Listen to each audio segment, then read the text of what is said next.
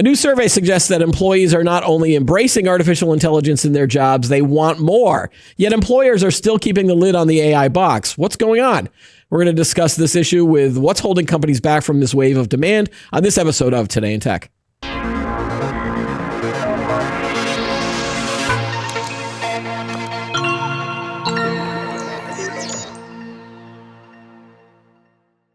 Hi, everybody. Welcome to Today in Tech. I'm Keith Shaw. Joining me on the show today is Mika Yamamoto. She is the Chief Customer and Marketing Officer at Freshworks. Welcome to the show, Mika. Thank you, Keith. It's great to be here. Yeah, so a little bit of a background. You guys did a global survey from 4,000 knowledge workers and business leaders, and that was showing that employees were enthusiastic early adopters and beneficiaries of AI, and workers are not just embracing AI in their jobs, but they're demanding more.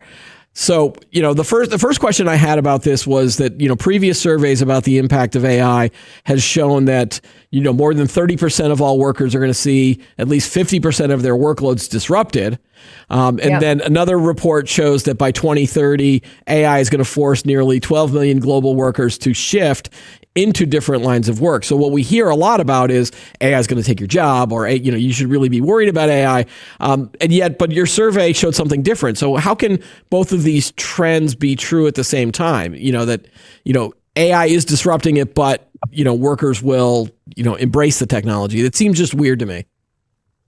I think that most definitely what we're seeing is that AI is redefining how people work. It is reshaping the global workforce. I think that there is a faction of both people and companies that have this notion of fear, uncertainty, and doubt that the sky is falling. This is a bad thing. It's a bad thing for me. It's a bad thing for my company. We're finding that those who are reacting that way, both as individuals and organizations, aren't those that are thriving right now, and that those that are actually really thriving, either performing at market with their peers or above market, are both in terms of individuals and organizations, are those that are saying, okay, let's embrace and figure out this new reality, because it is a new reality. It's not if you're going to actually embrace AI, it's when you're going to embrace it. Okay. Those who aren't are not going to be as successful, and so we're finding that it is just reshaping the global workforce, and seeing how companies are embracing it depends on, again, what organizations do, and then looking at the individual functions and the opportunities within those individual functions, and so optimizing and thinking about how at the very base, figuring out how do you leverage AI to take care of the most repetitive tasks, right? There's just things that humans actually, it's a waste of time for those humans to be spending time doing. Yeah. There's things that, only humans can do. And so it's both as individuals and organizations that are recognizing this, are those that are able to be more efficient and also raise the bar in terms of how they're meeting employee and customer needs. Yeah, we've heard this message before. We've heard this message and this positioning. We're almost into year 3 of generative AI, and now some statistics are coming out, or companies are reporting that maybe within certain job tasks, they're actually AI is disrupting it, and companies are not replacing workers, or companies are replacing workers with AI. I think we hear this in the coding space, in the IT world. Entry-level software developers, companies are not hiring as many as they used to. Now, there's some debate too that I'm seeing where people are like, oh, we're at the same level that we were before the pandemic. So the pandemic has really kind of messed up the whole bar chart, line chart, because right after that pandemic, you saw a massive rush of hiring, and a lot of people are saying, well, they overhired. But now that we're 5 years after the pandemic, now our levels are about the same, if not higher, slightly higher. So maybe AI is not to blame. Maybe we should just blame companies for overhiring. There's no overhiring element, but if you look at the same levels, if you look at a company that exists, hopefully companies that exist have experienced or enjoyed some level of growth. And so if you look at, us, for example, we use AI to be able to help our customer support organization. And so we're at similar levels from a human standpoint, but we've actually grown pretty significantly as a company. And so it allows us to stay at the same levels because we're able to deflect, 35% of the mundane type of repetitive tasks that, right, frankly, humans don't want to do. We're able to be able to upskill and up level the people that we do have so that they can address the complex problems that our customers have. So Yeah. we can stay at same levels and enjoy a level of growth, a degree of growth within our customer base because we can see efficiencies while again pushing our employees to do things that only they can do. Yeah, that's a great segue into my next question. I was looking at the survey, and you had a great statement in there that said basically the modern. I'm sorry, was that? Are you getting feedback? Okay, sorry, just for a second. I'm just going to restart with the next question. Okay. All right, that's a great segue into my next question. What I was looking at some of the things that came up during your survey, and there was a great sentence in there that said the modern workplace is inefficient, that workers are spending 3 hours a day on frustrating and boring tasks. I think you've calculated that there's $2.38 trillion in wasted time in the U.S., and 92% of the employees that were in your survey said they want to use AI to automate away some of their workday. So, that statistic should say that, yeah, we want to get rid of a lot of these mundane tasks. And so, has anybody been able to, define busy work in a meaningful way? Or do we just define this as something that can be automated? Like, again, and again, I don't want to put you on the spot, Mika, but one person's busy work might be someone else's productivity. Exactly. Well, I think that busy work is just different for everyone. And so if we look at I think it's important to look by function and by level in terms of what busy work looks like. So if you look at, even within one function and executives, busy work that leads a support function versus someone who is actually taking L1 calls is going to be the busy work is going to be very different. And so it depends by function, by level in terms of what the busy work is. And so I think it's important to then get a little more granular in terms of what that busy work is, and then what AI can do effectively to be able to take care of the things that frankly automation can help with, so that humans work on what only they can do. Because we firmly believe that AI should work for people and not the other way around, and that we don't believe that AI is going to then eliminate all humans. It's just, again, like we just talked about, it is reshaping the global workforce, and those that are recognizing that are those that are going to thrive more than the others that don't. Okay. Again, I apologize. I don't want to put you on the spot on all of my questions, but so I'll go first. I want to give an example of some busy work in my job, for example, and then I want to ask you, what do you define as your busy work? And then maybe they're the same. Again, my favorite part of this job is doing this right now. Like, this is my favorite part of the job. It's doing these interviews. It's getting to meet people. It's having these conversations. But there's a lot of quote unquote busy work that happens before the show. There's examples of scheduling these meetings, doing the pre-calls. I enjoy doing the pre-calls, but setting them up, for example. After the show, all of the promotion that we do, whether it's LinkedIn or YouTube Shorts and all this other stuff, we do a lot of promotion afterwards. Those are, answering emails, for example, is a big part of my job, just to get these shows ready. Like, is that the, could that be defined as busy work, or is that something that if that was more automated and useful and quicker to do, that I would be happier in my job? And then you can give your examples from your life. Like, if I think of, like, I spend my time, when I get to be home this week, but usually I'm on the road in 2 to 3 cities a week. Finding the more optimal path between point A and point B is, used to take me hours every week to figure out, how do I get from point A to point B? And I can use AI to find the most efficient way to travel, so that I'm spending far less time on the logistics of my life and more time on either my life, which is work, and work and personal life.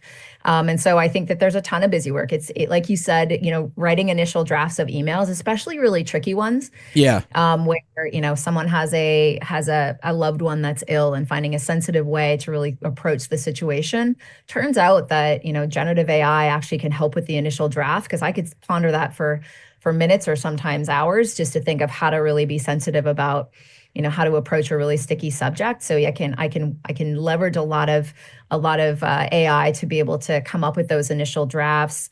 Thinking about summarizing meetings and actually taking a bunch of notes, and as long as it's not sensitive information, being able to summarize and provide summaries for and net meetings out is actually tremendous, because then I can send out a meeting summary and action items very quickly versus having to do it later in the night or early in the morning, not in meetings. So there's a ton of leverage that I get out of AI that takes the mundane busy stuff out of my world, so that I can actually focus on where my brain can actually function the best, contribute the most. I think the stuff about the stuff about meetings it makes me chuckle, because I think the more meetings that you have during the day, you're probably exhausted by the end of the day, because it often feels like these meetings, again, like you said, there's post-action item summaries and things like that. So do you use AI tools to summarize some of the meetings that you have, and then has it helped you with a lot of that post work?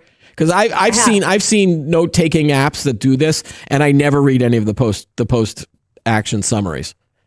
I don't even know if people are sending me these in the meetings that I have. I should start doing that, shouldn't I? The tools that existed even 6 months ago are far less effective than the tools that exist now. I find that the tools that exist now actually are a lot more effective at capturing action items, summarizing the core points, and understanding the tone of the conversation.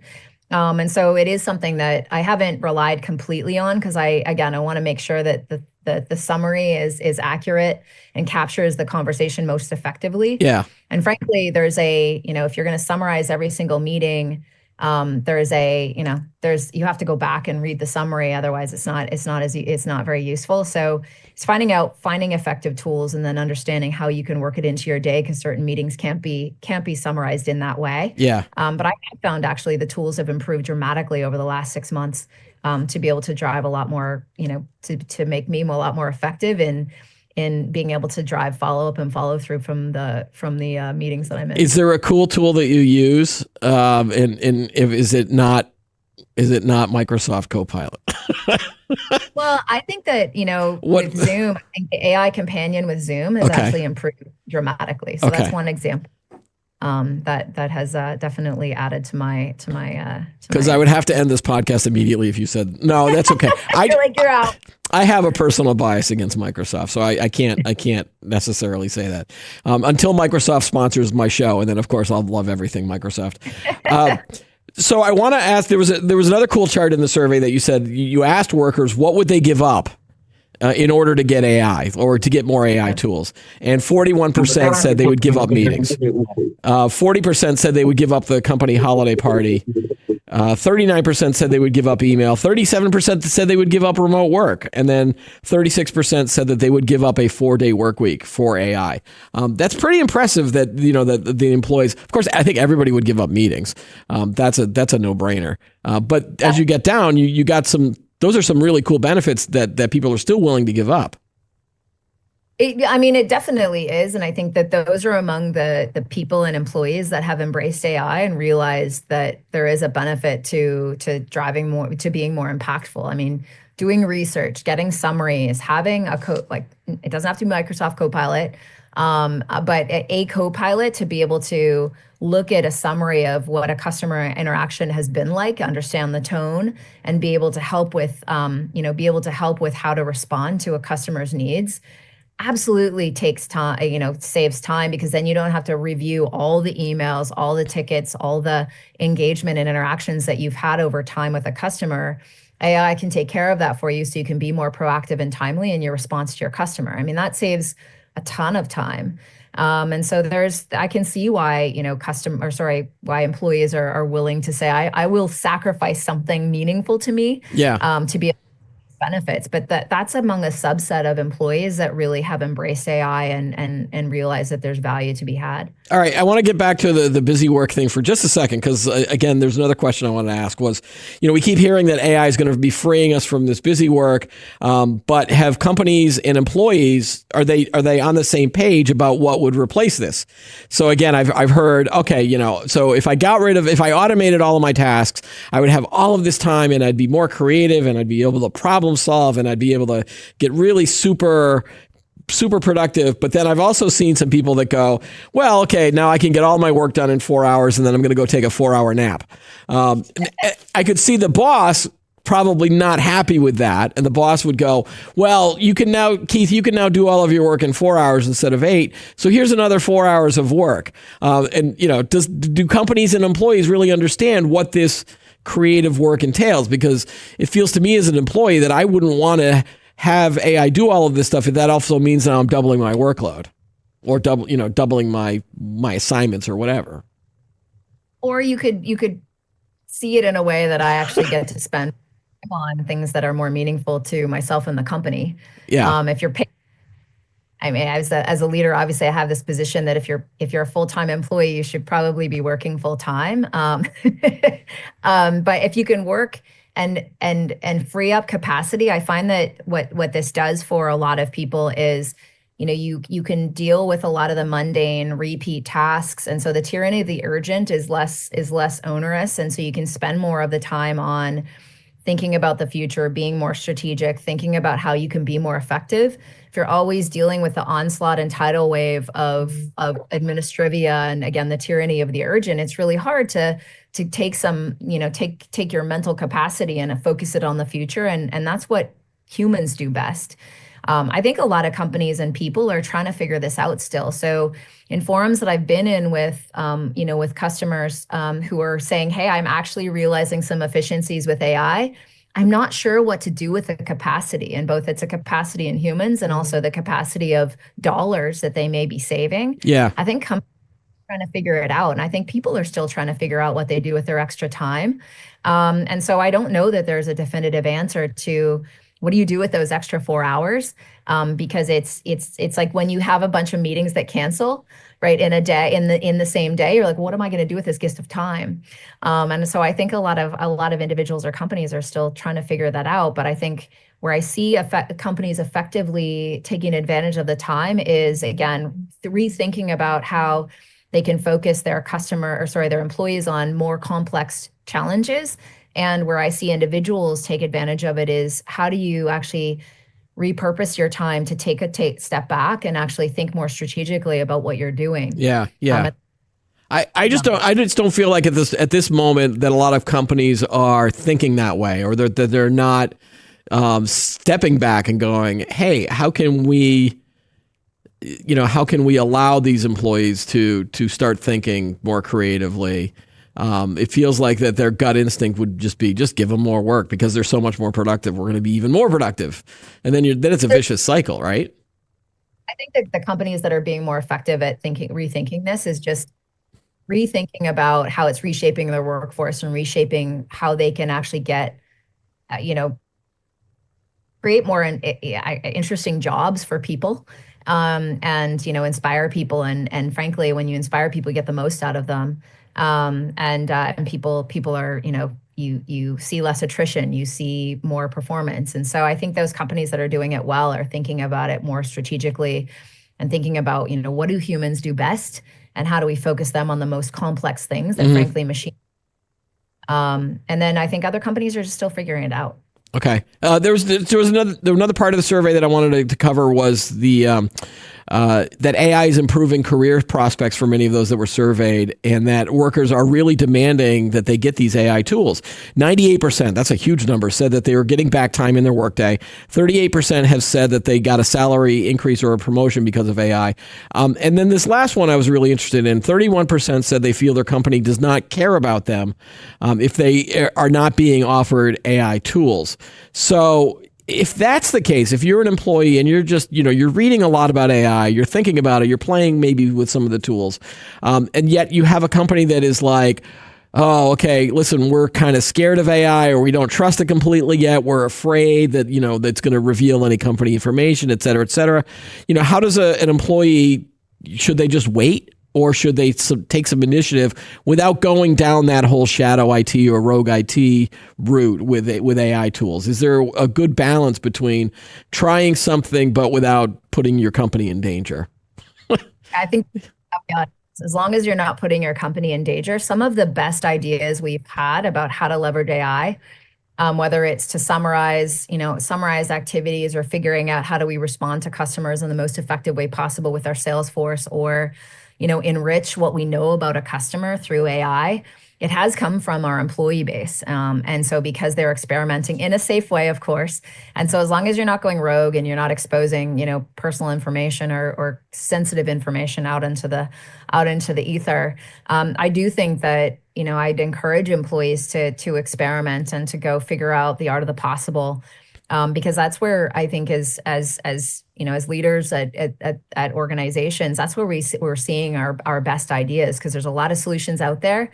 To dive in and figure out which solutions are most relevant, using our employee base to actually figure that out has been incredible for us. Yeah. And so we've been really effective tools by doing that, rather than just restrict it to people who are just focusing on tools, for example, or just restricted to the managers and leaders to figure it out. I think employees are coming up with really great, provocative and useful solutions by testing things out safely themselves. So I would say that's where you can do that effectively and safely. I would say, from a corporate standpoint, to encourage your employees to do so. Okay. And that also then leads us to the upskilling and training question, which is, again, you got some really big numbers here in this survey. 68% of leaders said that their organization will pay to support employee upskilling.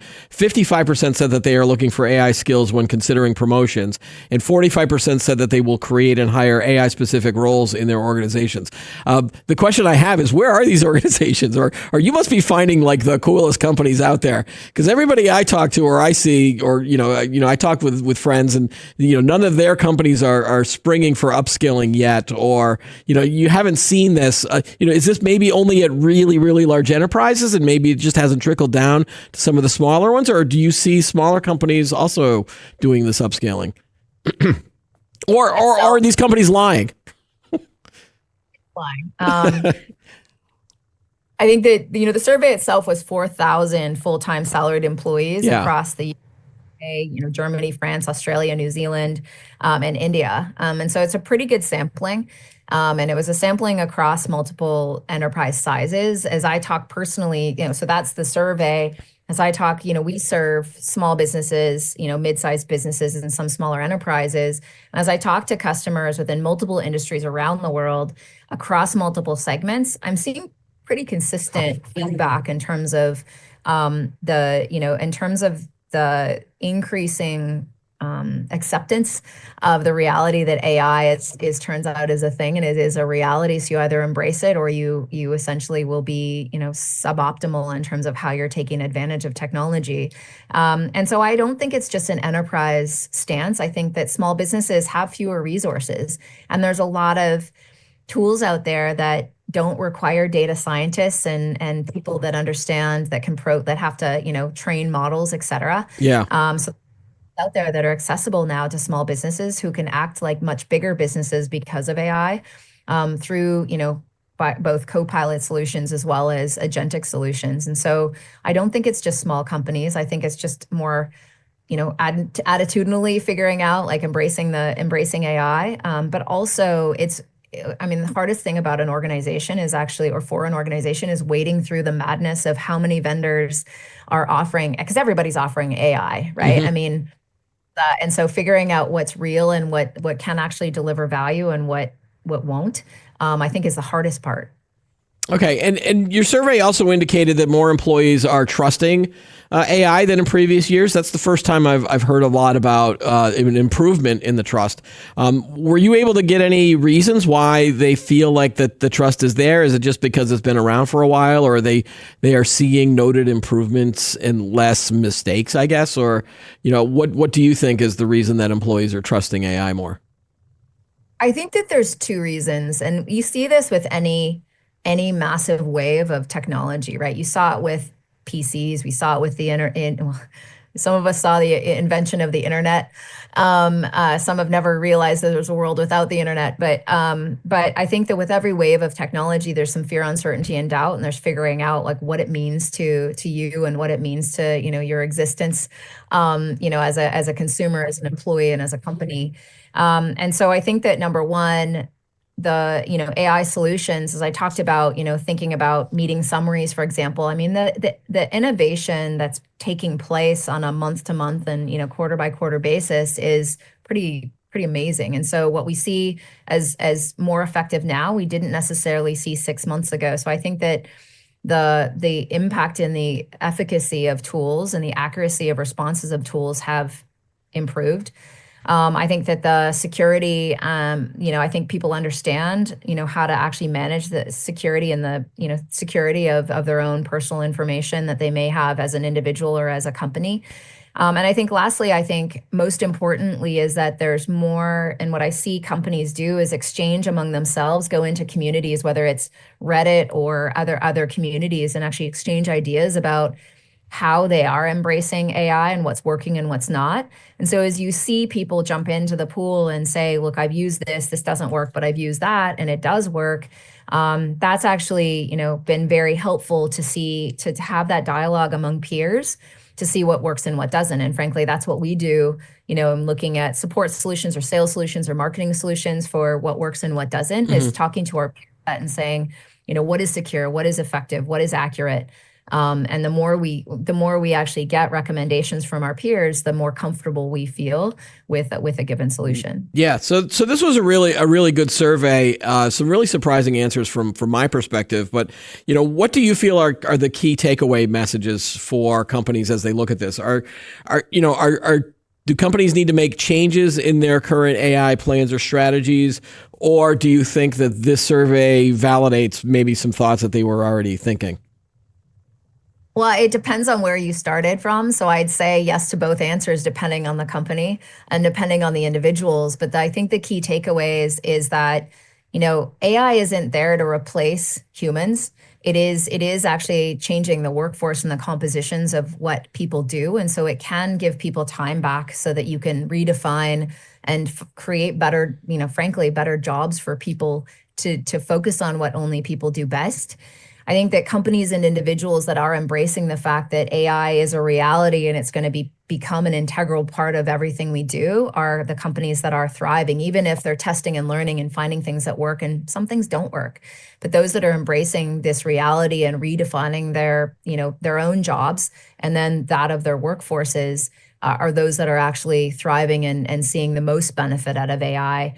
And then I think that really importantly and lastly is that we've got to consider, how this mix of AI actually comes to play within different functions and among different levels, as we talked about. So it's this interplay of humans plus co-pilot solutions plus agentic solutions, thinking of that holistically and thinking about how you use those three modes to be able to divide and conquer on what it takes to meet an employee's needs or what it takes to meet a customer's needs or to drive engineering efforts or what have you. I think you've got to think of that holistically versus it's either or. I think it's an and. It's a question of and how you figure out that interplay are the companies and again, individuals that I think are most effective right now. As you talk with other companies out there, are you seeing anybody or any companies or any employees that are still on the fence?